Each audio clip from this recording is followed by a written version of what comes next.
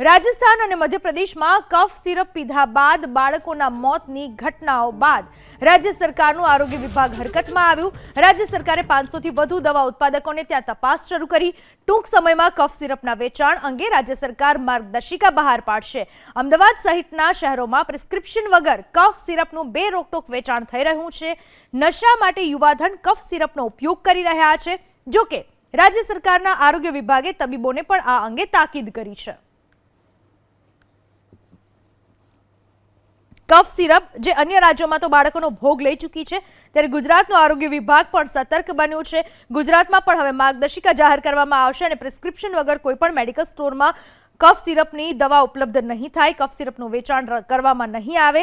સાથે જ 2 વર્ષથી નાના બાળકો માટે પણ કફ સિરપ ન વાપરવી તેવી કેન્દ્ર સરકારની માર્ગદર્શિકા છે। કફ સિરપ જે અન્ય રાજ્યોમાં તો બાળકોનો ભોગ લઈ ચૂકી છે, ત્યારે ગુજરાતનો આરોગ્ય વિભાગ પણ સતર્ક બન્યું છે।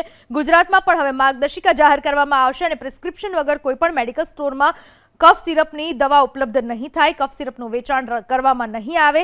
સાથે જ 2 વર્ષથી નાના બાળકો માટે પણ કફ સિરપ ન વાપરવી તેવી કેન્દ્ર સરકારની માર્ગદર્શિકા છે।